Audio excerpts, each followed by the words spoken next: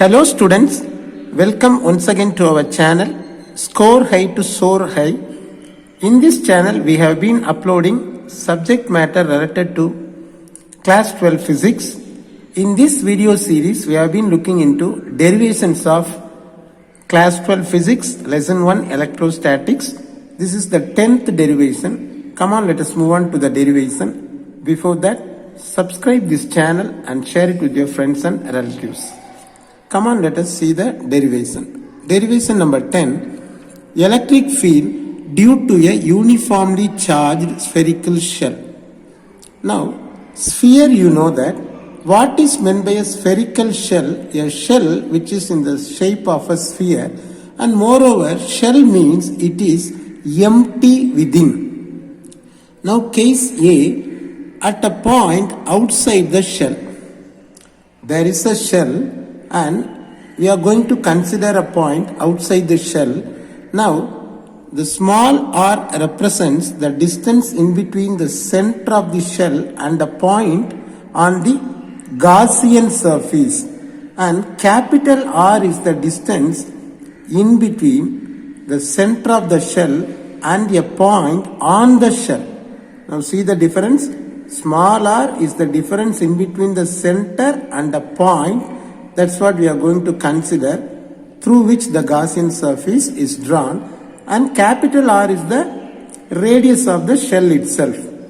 Now let us choose a point P outside the shell at a distance small r from the center. Now look at this diagram, you will have a clear understanding. Now this small circle represents the spherical shell, and we are going to consider a point outside the shell somewhere over here. This is the point P. Now the distance in between the center and the point on the shell is capital R, and the distance in between the center and the point P is small r. Now through this point we are going to consider a Gaussian surface, which is again in the form of a sphere, so it is called as Gaussian sphere. So the second point says a Gaussian surface is drawn through the point. Which point? Through the point P. Now applying Gauss law, we know that what is meant by Gauss law. It is nothing but surface integral of E vector dot dA vector is equal to Q by epsilon naught. Now in this equation, this E vector is constant, so let us take it out. Now surface integral of dA is equal to Q by epsilon naught. Now what is this dA? dA is a small surface on the spherical Gaussian surface. Now if we integrate dA, then we will get A, the whole surface area of the Gaussian sphere. Now what is the surface area of the Gaussian surface, which is in the form of a sphere?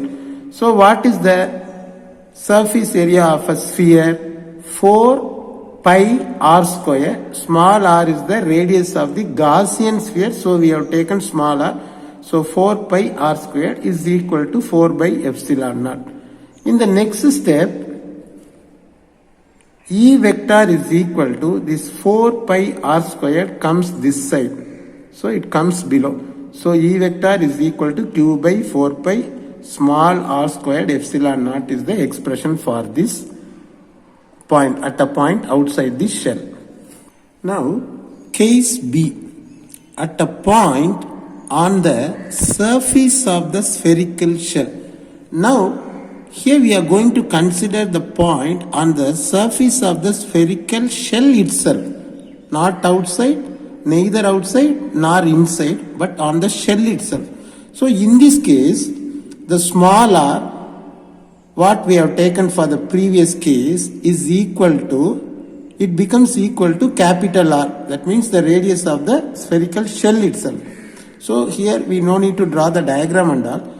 Just write down the expression for the previous case and in the place of small r, here we are going to write capital R, that's all. So E vector is equal to Q by 4 pi R squared, capital R squared epsilon naught. Then case C.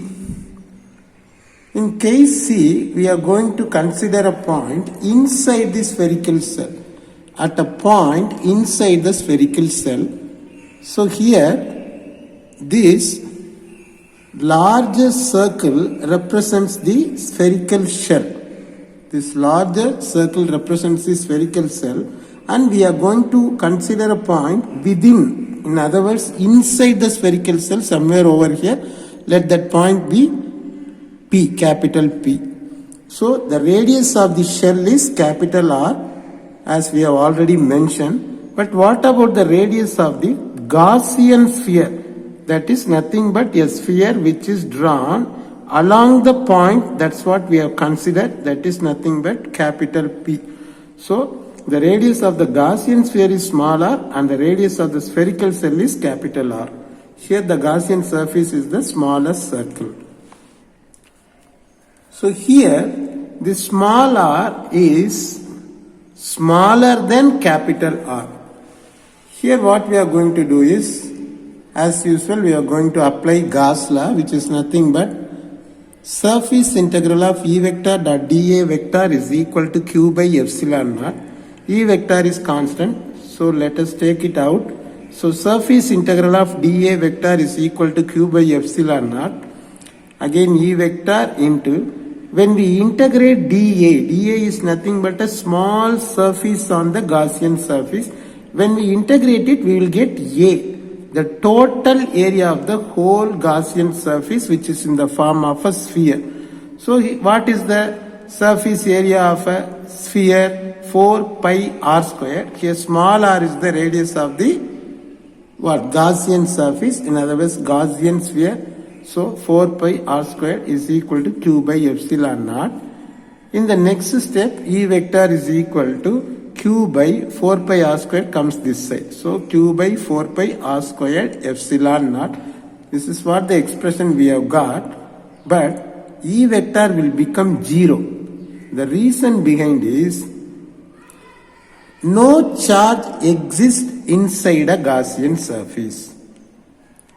No charge exists inside a Gaussian surface. So we are going to take this Q as 0.